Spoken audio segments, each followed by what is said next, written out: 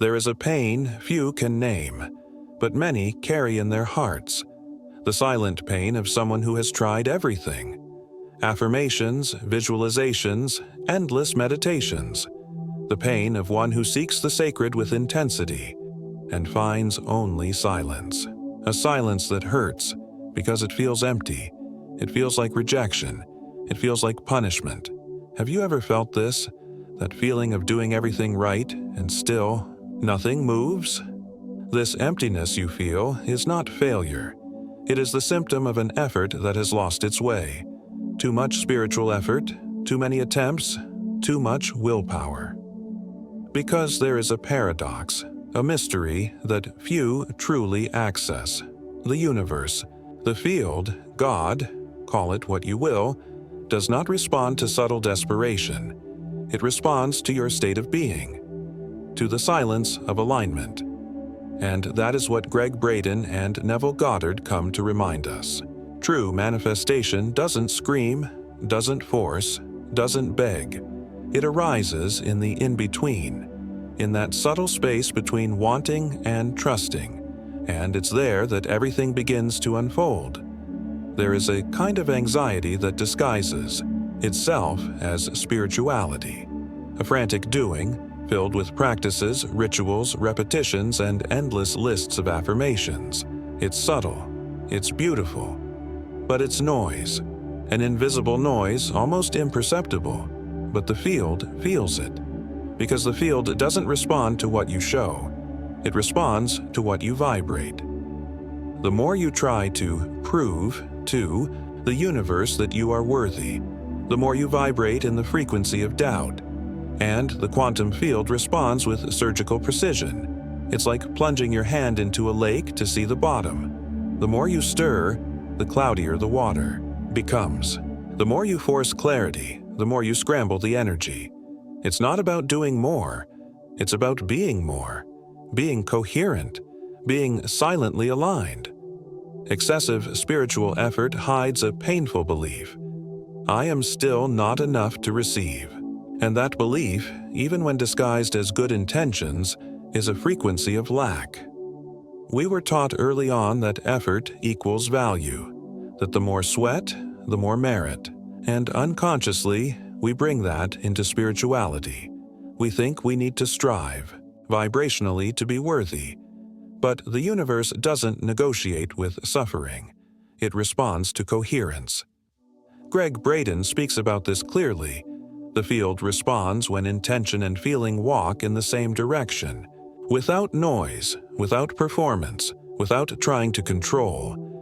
But there's a subtle trap, confusing co-creation with control.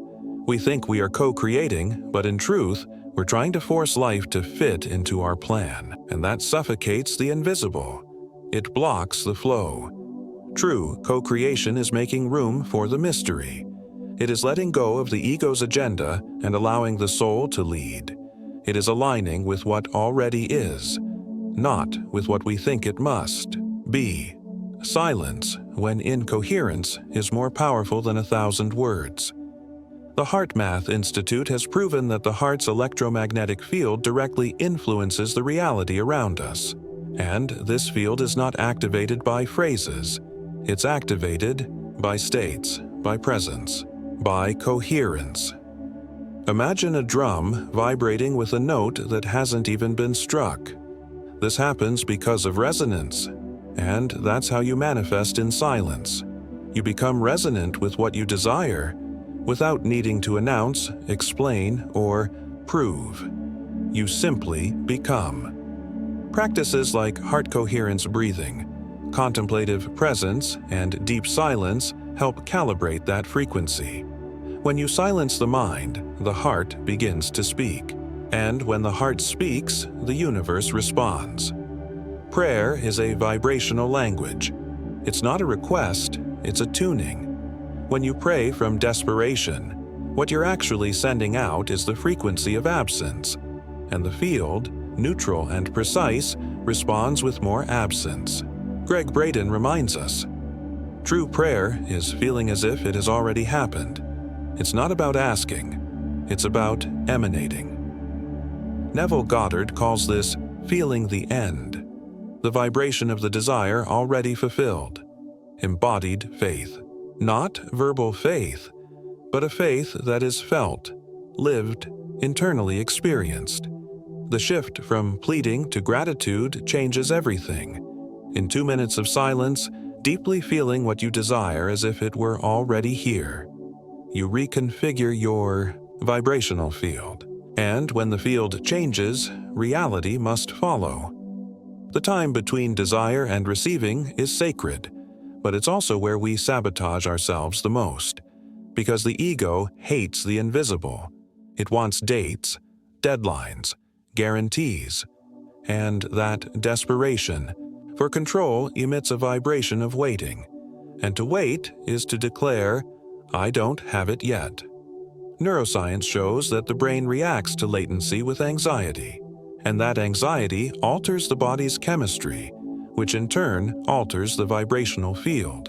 It's a cycle. The invisible is working, but your doubt keeps it from blooming. Remember the metaphor of the seed. It grows in the dark.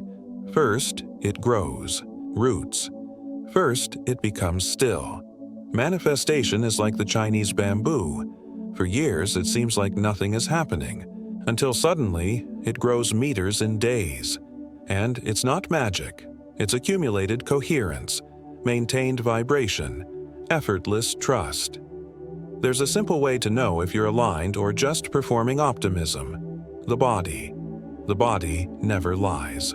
If the heart is racing, if your breath is shallow, if your muscles are tense, something is misaligned. Gregg Braden teaches that emotional coherence is the true fuel of co-creation. It's not about positive thinking. It's about coherent feeling, being whole inside, aligning what you say with what you feel, with what you believe.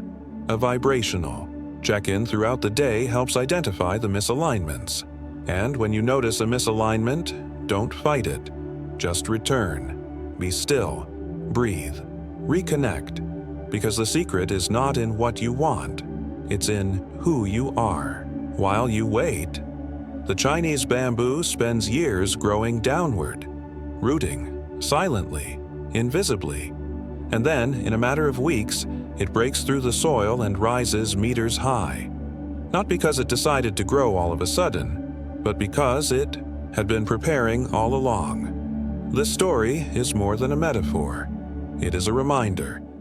The silence you are living right now is not punishment. It is preparation. It is rooting. It is invisible alchemy. The field has not abandoned you. It is nurturing you, testing your trust, not so that you strive harder, but so that you trust deeper, because the fertile invisible only blooms where there is surrender, where there is vibrational serenity, where there is radical presence. Bruce Lipton shows us that your cells are listening. They feel what you feel, even if no one else sees. This is vibrational epigenetics. Silent emotions shape genes, shape behaviors, shape reality. You are a living field, a universe in motion, and Gregg Braden adds, the field is intelligent, sensitive, and deeply responsive to coherence. Not to noise, not to effort, but to being. Silent manifestation is not passivity. It is vibrational maturity. It is the alchemy of one who trusts, feels, emanates, and then receives. Because when you silence the anxiety, when you feel the already fulfilled, when you vibrate without urgency, the invisible organizes itself, and the invisible, when it meets coherence, becomes inevitable.